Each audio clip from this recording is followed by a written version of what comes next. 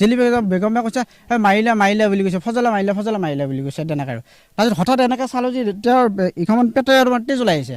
তাৰপিছত ইফালে কাৰণে চাওঁ যে চামচুল পেলাই লৈ জানো তেওঁ তেজ ওলাইছে। তাৰপিছত কি কৰিলোঁ, চামচুলক কোনোবাই কাপোৰ আনিছে, গামোচা আনিছে, চামচুল ইয়াতে বান্ধিলোঁ। তাৰপিছত লগে লগে এম্বুলেঞ্চত ফোন কৰিলোঁ, এম্বুলেঞ্চত দেৰি হোৱা বুলি ভাবি আমি ওচৰতে গাড়ী আছে, প্ৰাইভেট গাড়ী মাতি ইমিডিয়েট তেওঁক লৈ এজনক মানুহজনক পঠাই দিছোঁ।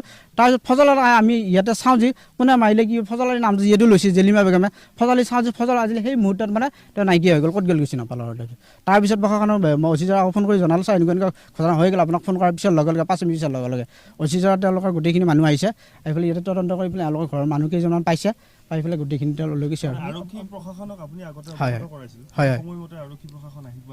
নাই, যিহেতু টাইমটোৱে তেওঁলোকৰ টাইম পোৱা নাই, 5 মিনিটৰ ভিতৰত 10 মিনিটৰ ভিতৰত তেওঁলোকে মঙলদৈৰ পৰা ইয়াতে 17 কিলোমিটাৰ আহি নাপায়।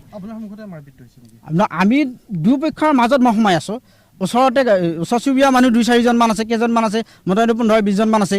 মই কথা বতৰা কৈ থাকোঁতে যিহেতু সেই সময়ত সেইখিনি পোহৰ এলেকা নহয়, অলপ আন্ধাৰৰ নিচিনা ঠাইখিনি, সেই মুহূৰ্তত কোনে মাৰি দিলে কোনো দেখা নাই। মাৰপিটটো মানে চুৰি কোনে মাৰিছে সেইটো মই দেখা নাই। ডাইৰেক্ট চুৰি মাৰিছে, ডেগাৰ মাৰিছে, কিন্তু এটা তেজ ওলাইছে, এজনৰ ইয়াতে তেজ ওলাইছে, বুকৰ ওচৰত এজনৰ পেটত তেজ ওলাইছে। তাৰপিছত যেতিয়া জেলিমা ক'লে ফজলা মাৰিলে বুলি, তাৰপিছত চাওঁ যে ফজল নাই মানুহজন। মেইন উদ্দেশ্য ইয়াতে ভূমি বিবাদক লৈ, ইয়াতে বহুত দিনৰ পৰা তাৰমানে ভূমি বিবাদটো হৈ আছে।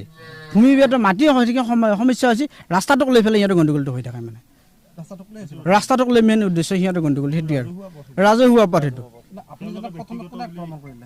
কোনটো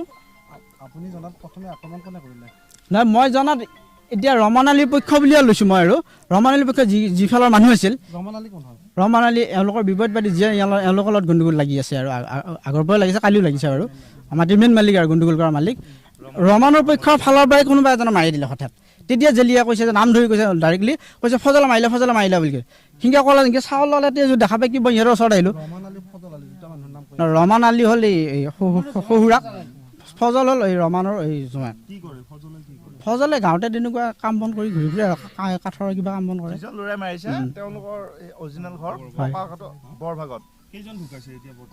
এতিয়া মই গম পোৱা মতে ল'ৰাজন ঢুকাইছে, মঙলদৈ চিভিলত লৈ গৈছিল, মঙলদৈ চিভিলৰ পৰা ডাইৰেক্টলি গুৱাহাটীক লৈছিল, গুৱাহাটীৰ মাজবাটত ঢুকোৱা বুলি গম পাইছোঁ।